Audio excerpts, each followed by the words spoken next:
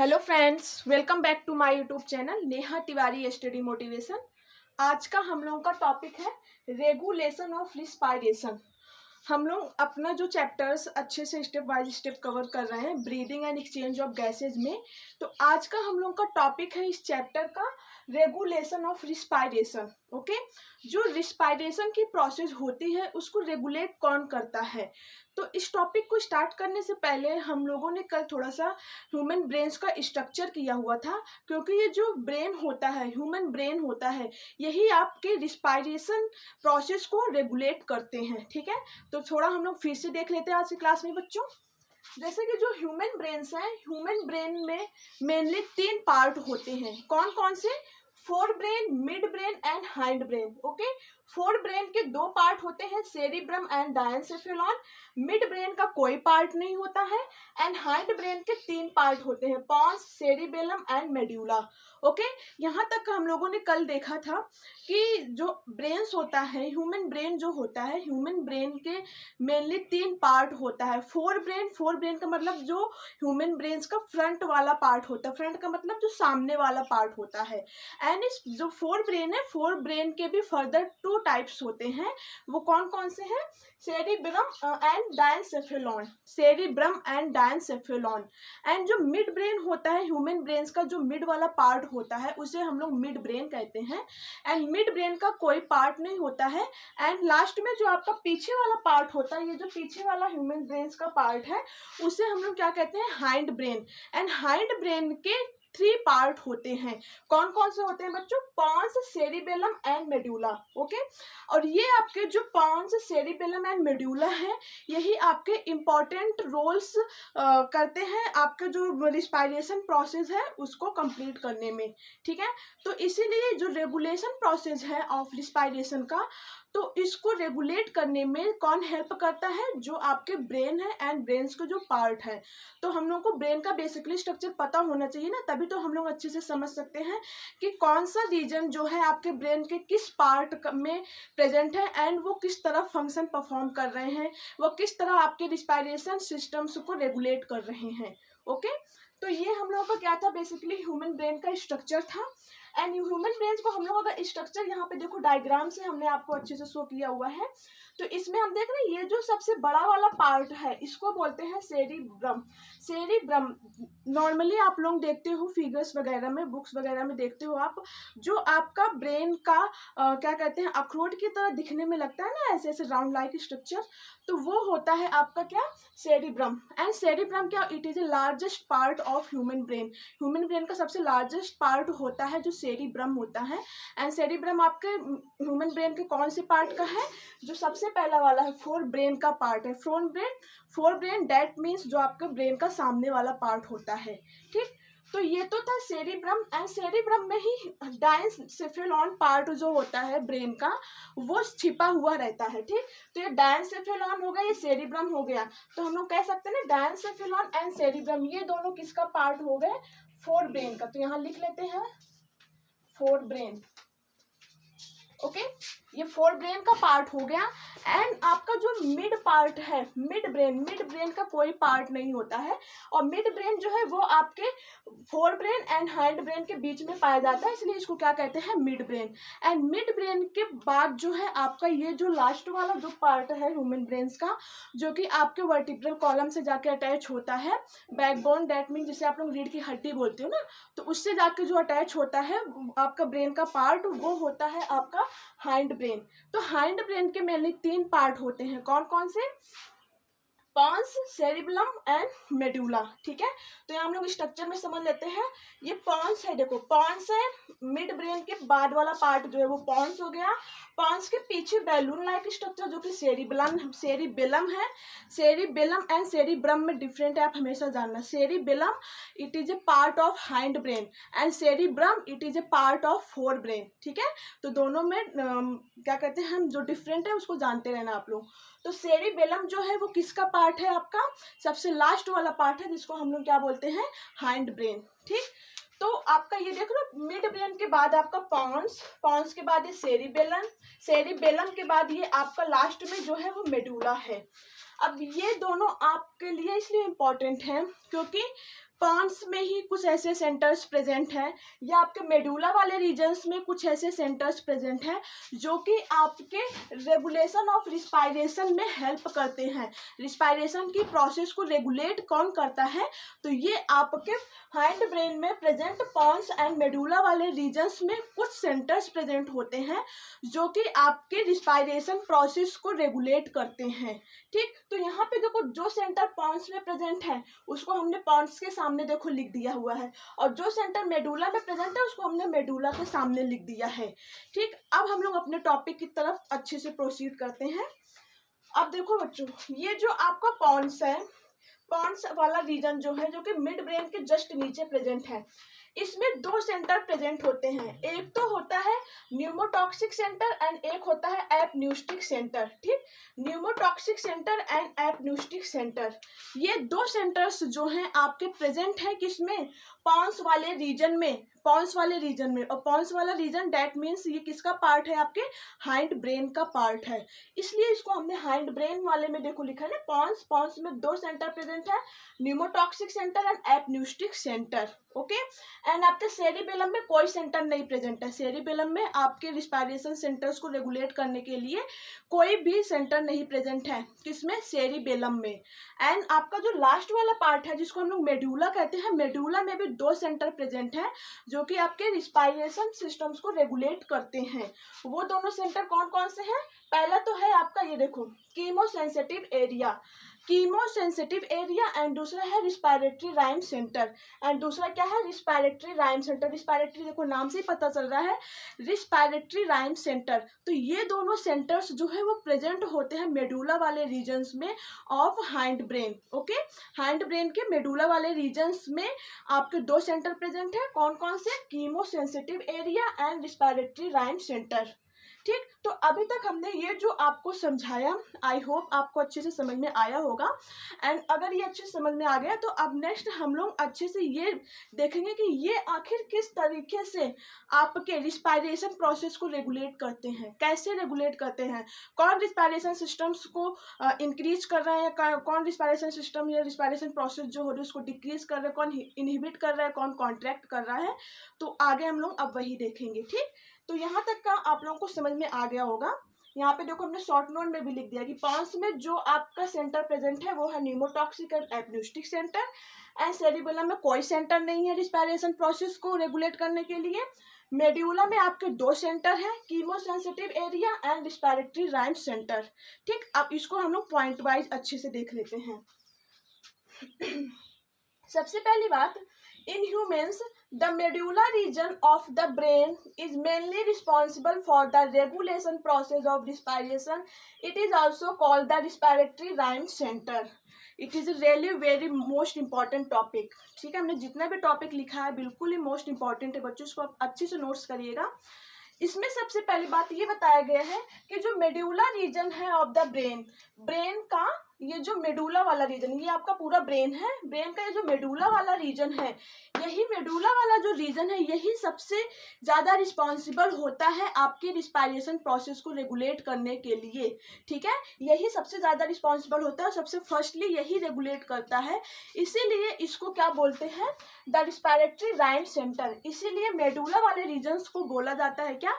Respiratory rhythm centre. ठीक है, तो वही देखो हमने लिखा हुआ है कि the medulla reason of the brain is mainly responsible for the regulation process of respiration. जो मेडुला रीजन है यही फर्स्टली एंड यही मेनली रिस्पॉन्सिबल होते हैं regulation of the respiration process. ठीक है, एंड इसी वजह से यही कारण है कि मेडुला को हम लोग क्या बोलते हैं? रिस्पायरेटरी राइम सेंटर बोला जाता है। एंड सेकेंड है, अब हम लोग अपना जितने भी सेंटर्स हैं, सेंटर्स के बारे में अच्छे से पढ़ लेंगे कि इनका फंक्शन क्या है, ये कैसे आपके रिस्पायरेशन प्रोसेस को रेगुलेट कर रहे हैं। तो स्टेप बाय स्टेप अब हम अच्छे से कवर करते हैं। सबसे पहले बात, जो the chemosensitive area located near the respiratory rhythm centre send signals across nerve impulses to alter the rate of expiration to eliminate compounds. ये जो आपका कीमोसेंसिटिव एरिया है, कीमोसेंसिटिव एरिया का मेन फंक्शन ये होता है कि ये सिग्नल्स को, इम्पल्सेस मतलब आपके जो न्यूरॉन्स हैं, मेनली ह्यूमन बॉडी के अंदर जो है न्यूरॉन्स, नर्व सेल्स पड़े होते हैं ना, जिसको हम लोग न्यूरॉन्स कहते हैं। न्यूरॉन्स में क्या क्या होता है, न्यूरॉन्स का मेन फंक्शन क्या होता है, ये सिग्नल्स को ट्रांसफर करते हैं आपके सेल्स एंड बॉडीज, मतलब सेल्स एंड टिश्यूज के पास, बॉडी के सेल्स एंड टिश्यूज के पास सिग्नल्स को ट्रांसफर करने का काम कौन करते हैं, जो नर्वस सिस्टम्स के पार्ट है, उसको हम लोग अच्छे से पढ़ेंगे। तो नर्वस सिस्टम मतलब जो नर्व्स होते हैं, जो नर्व सेल्स होती हैं, तो नर्व सेल्स जो होती हैं यही आपके क्या करते हैं, मैसेज को आपके सेल्स एंड टिश्यूज को सेंड करते हैं कि अब तुम्हें ये फंक्शन करना है, या किसी मतलब कार्य को, जो एक्टिविटी है उसको रोकने का काम, या किसी भी मैसेज को सेंड करते हैं किसी काम को करने के लिए। तो कहने का मतलब ये है कि आपके किसी भी एक्टिविटी जो आप परफॉर्म करते हो, तो उसको सिग्नल जो है वो भेजते हैं कौन, नर्व सेल्स। ठीक, तो यहाँ पे लिखा क्या गया है कि जो कीमोसेंसिटिव एरिया होता है, जो कि रिस्पायरेटरी सेंटर्स के पास प्रेजेंट है, देखो लिखा ना कि नियर द रिस्पायरेटरी सेंटर, ये देखो रिस्पायरेटरी राइम सेंटर है, इसके पास में प्रेजेंट है क्या, कीमोसेंसिटिव एरिया। कीमोसेंसिटिव एरिया का मेन फंक्शन ये होता है कि यही आपके क्या करता है, alter the rate of expiration to eliminate compounds, यही आपके सिग्नल्स को ट्रांसफर करने का काम करता है, सेंस करता है। सेंस का मतलब क्या होता है, अनुभव करना ना, तो सेंस करके क्या कहते हैं, मैसेज को ट्रांसफर करना, सेंस करके मैसेज को ट्रांसफर करने का काम जो है वो मेनली आपका कीमोसेंसिटिव एरिया के द्वारा किया जाता है। एंड ये कीमोसेंसिटिव एरिया जो है प्रेजेंट होता है near the respiratory rhythm centres के पास। ओके, एंड नेक्स्ट आता है, respiratory rhythm centres is responsible for the contraction of external intercostal muscles and diaphragm in lungs which is present in medulla of hind brain for 2 second during inspiration. Very most important चीज है कि आपका जो respiratory rhythm centre है, respiratory rhythm centre का main काम क्या होता है कि आपका जो लंग्स होता है ना, लंग्स का स्ट्रक्चर हम लोग ऑलरेडी अच्छे से कर चुके हुए हैं।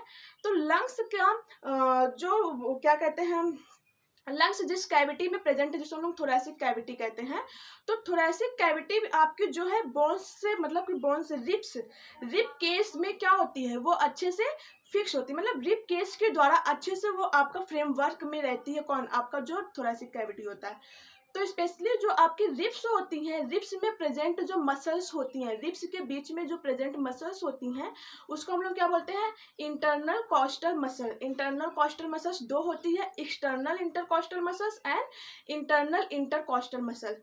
तो कहने का मतलब ये है कि जो आपके रिस्पायरेटरी राइम सेंटर्स है, ये आपके लंग्स को सिग्नल देती है कॉन्ट्रैक्ट करने के लिए, लंग्स को सिग्नल देगी कॉन्ट्रैक्ट होने के लिए। और आपके लंग्स जो है वो कॉन्ट्रैक्ट कब होते हैं, इंस्पायरेशन प्रोसेस के समय। इंस्पायरेशन समझ रहे हो ना, मतलब हम लोग सांस लेते हैं, तो जब हम लोग सांस लेते हैं तो हम लोग का जो रिब केज है, रिब केज का मतलब समझ रहे हो ना, जो थोरैसिक कैविटी है ऊपर वाला, तो रिब केज में प्रेजेंट, रिब केज के बीच में प्रेजेंट जो मसल्स हैं, जिसको हम लोग क्या बोलते हैं, इंटरनल इंटरकॉस्टल मसल या एक्सटर्नल इंटरकॉस्टल मसल। तो इन मसल्स को ये कॉन्ट्रैक्ट करवाती हैं, और जैसे ही मसल कॉन्ट्रैक्ट हो जाती है, डायाफ्राम भी आपका कॉन्ट्रैक्ट हो जाएगा, और जैसे ही आपका मसल कॉन्ट्रैक्ट हो रही है, डायाफ्राम कॉन्ट्रैक्ट हो रही है, आपकी चेस्ट कैविटी क्या होती है, ऊपर की तरफ उठ जाती है ना कॉन्ट्रैक्शन के समय। तो जब कॉन्ट्रैक्शन होता है मसल्स का एंड आपकी डायाफ्राम का, तो उस समय कौन सी प्रोसेस होती है, आपकी इंस्पायरेशन। इंस्पायरेशन होती है, आप सांस को अंदर लेते हो। ठीक, तो जब सांस आप अंदर लेते हो, देखो आपकी थोरैसिक कैविटी का क्या है, चैम्बर क्या है, ऊपर की तरफ उठ जाता है। तो मेनली ये कहने का मतलब है कि जो आपका रिस्पायरेटरी राइम सेंटर है, यहीं से आपके लंग्स को सिग्नल जाता है कॉन्ट्रैक्ट होने के लिए। तो वही हमने यहाँ पे लिखा है बच्चों कि respiratory rhythm centre is responsible for the contraction. Contraction के लिए रिस्पॉन्सिबल होते हैं कौन, आपके respiratory rhythm centres. Respiratory rhythm centres से ही कुछ नर्व्स जो यहाँ पे प्रेजेंट होती हैं, वो जाके आपके लंग्स को सिग्नल देंगे कि आप कॉन्ट्रैक्ट हो जाओ। तो आपकी लंग्स जो है वो कॉन्ट्रैक्ट हो जाती है एंड इंस्पायरेशन हो जाता है। ठीक, और ये प्रोसेस होता है कितने टाइम के लिए, ओनली 2 सेकेंड के लिए। देखो वही हमने लिखा है कि respiratory rhythm centre is responsible for the contraction of external intercostal muscles and diaphragm. Respiratory rhythm centres जो है वो कॉन्ट्रैक्शन करवा रही है, किसको किसको कॉन्ट्रैक्शन करवा रही है? एक तो एक्सटर्नल इंटरकॉस्टल मसल्स को कॉन्ट्रैक्ट करवा रही है, दूसरे डायाफ्राम को कॉन्ट्रैक्ट करवा रही है in lungs, okay, which is present in medulla. आपको अच्छे से पता है कि ये जो रिस्पायरेटरी राइम सेंटर्स है वो कहाँ प्रेजेंट है? आपके मेडुला वाले पार्ट में प्रेजेंट है, तो वही हमने लिखा हुआ है बच्चों। End of hind brain, medulla वाले रीजन, और मेडुला वाला रीजन किस में है? आपका हाइंड ब्रेन में है।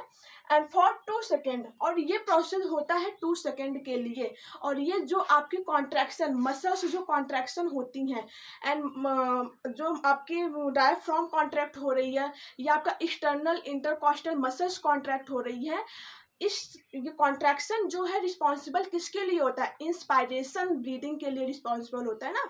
इंस्पायरेशन मतलब सांस को अंदर लेने के लिए।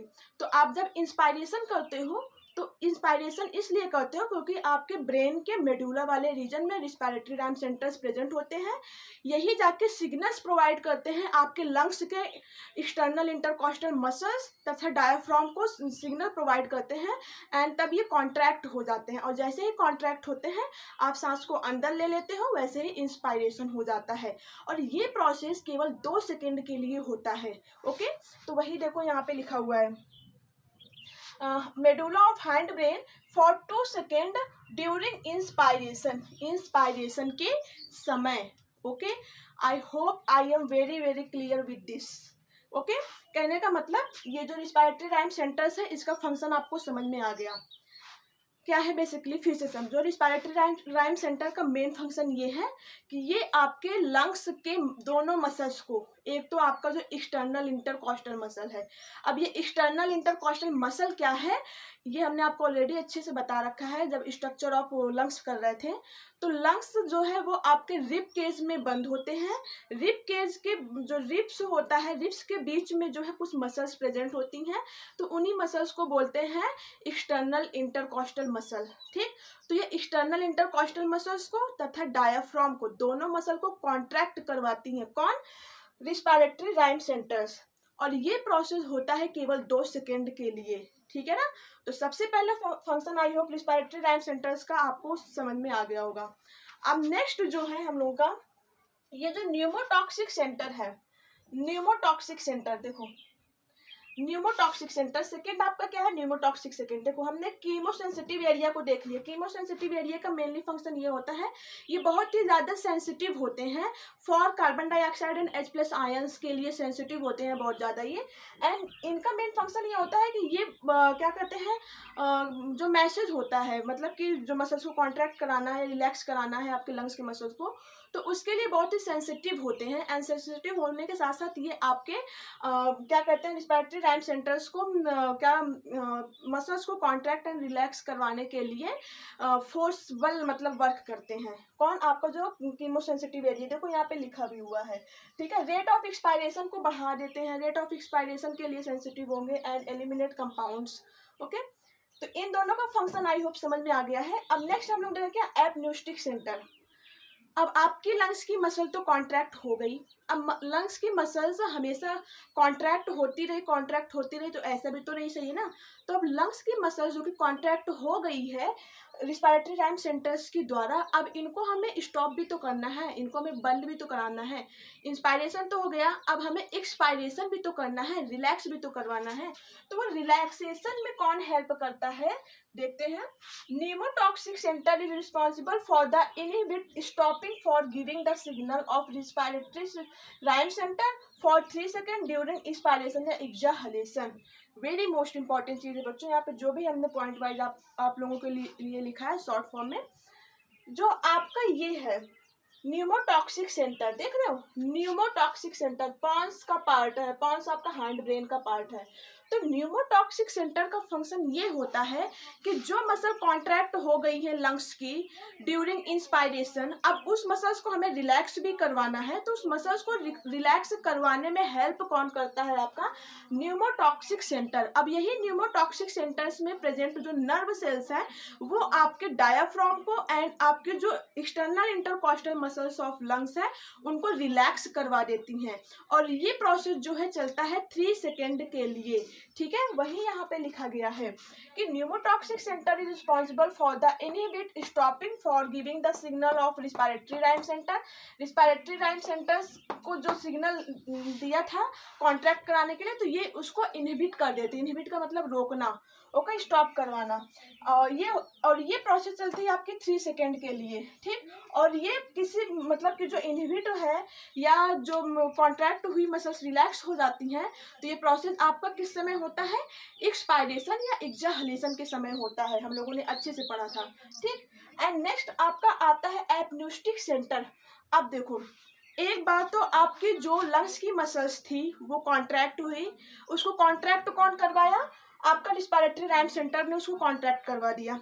अब उस मसल की जो कॉन्ट्रैक्ट हो गई, तो जैसे ही कॉन्ट्रैक्ट हुई आपकी मसल्स लंग्स की, वैसे ही आपने सांस अंदर ले ली, इंस्पायरेशन कर लिया। पहली बात तो ये।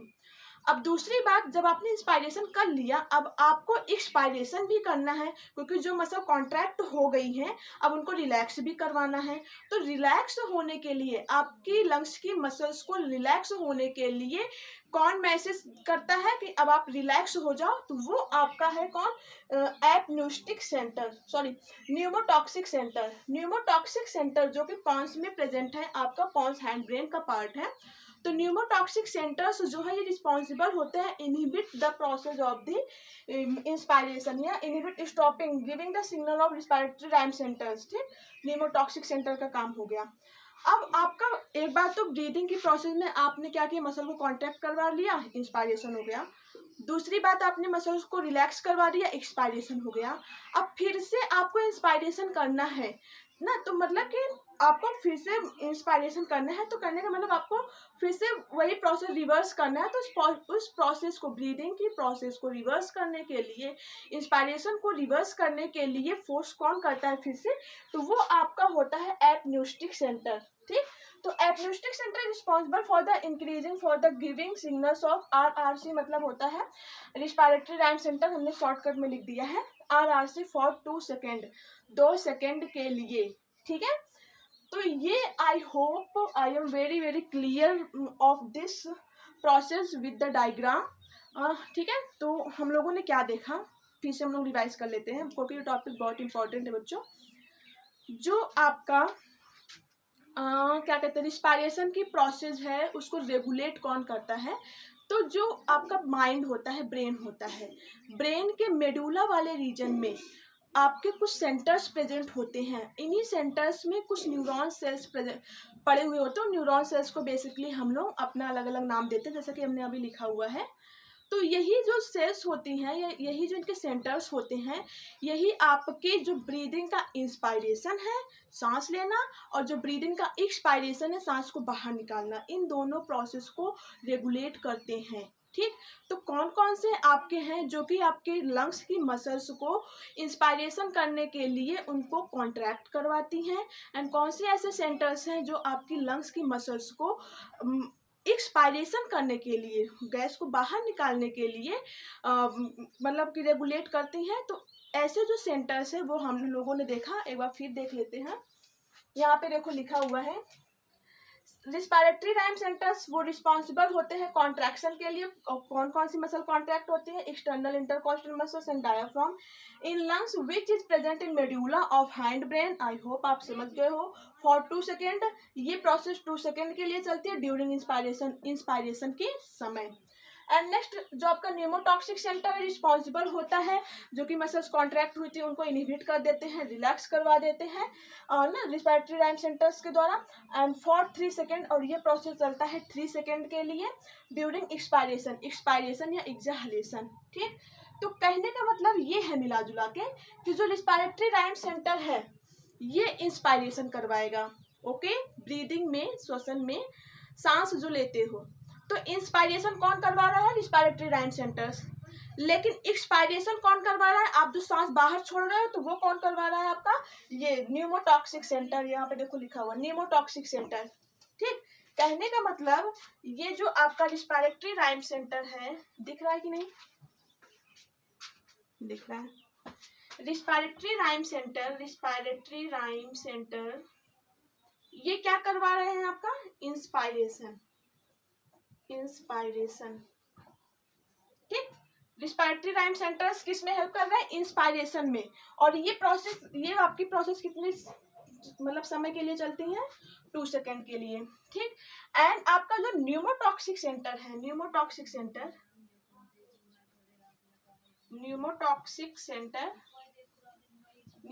सेंटर ये क्या करवा रहे हैं? एक्सपायरेशन करवा रहे हैं, एक्सपायरेशन। और ये कितने समय के लिए होता है प्रोसेस? 3 सेकेंड के लिए। तो एक्सपायरेशन होता है वो आपके न्यूमोटॉक्सिक सेंटर की वजह से, एंड इंस्पायरेशन होता है वो होता है रिस्पायरेटरी राइम सेंटर्स की वजह से।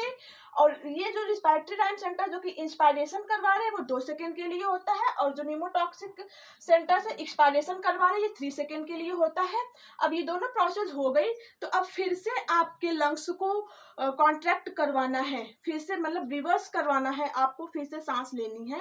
तो ये आपके increasing the rate of inspiration में कौन हेल्प करेगा? तो increasing the rate of inspiration में आपका एपन्यूस्टिक सेंटर हेल्प करते हैं, एपन्यूस्टिक सेंटर। तो एपन्यूस्टिक सेंटर का क्या होता है? Increasing the rate of inspiration, okay, increasing the rate of inspiration. I hope ये वाला टॉपिक जो रेगुलेशन ऑफ रिस्पायरेशन है आपको अच्छे से समझ में आ गया होगा, ठीक है ना। अब नेक्स्ट हम लोग ये जो आपका रिस्पायरेशन सिस्टम्स के थ्रू जो या respiratory breathing and exchange of gases में जो डिजीज वाला पॉइंट है उसको हम लोग थोड़ा देखेंगे, एंड देन हम लोग का चैप्टर क्लोज हो जाएगा, फिर हम लोग अपना ब्लड वाला चैप्टर स्टार्ट करेंगे, ठीक। तो आई होप ये आपको अच्छे से समझ में आ गया होगा। जो ये है क्या, रेगुलेशन ऑफ रिस्पायरेशन, इसमें आपको मेनली ये फोकस करना है बच्चों कि कौन कौन से ऐसे माइंड का पार्ट है कि माइंड के किस रीजन में प्रेजेंट है, वो कौन एक्सपायरेशन करवा रहा है, कौन इंस्पायरेशन करवा रहे हैं, ठीक है ना। बस यही है इतना। आई होप आपको ये सारा अच्छे से समझ में आ गया होगा। आप इसका अच्छे से नोट्स बनाओ, एंड इस वेरी शॉर्ट नोट्स आपको डिटेल इन्फॉर्मेशन देता है, एंड आप अच्छे से डिस्क्राइब कर सकते हो इस टॉपिक से रिलेटेड कोई भी क्वेश्चन अगर आपको मिल जाए, ठीक। Okay, thanks all of you.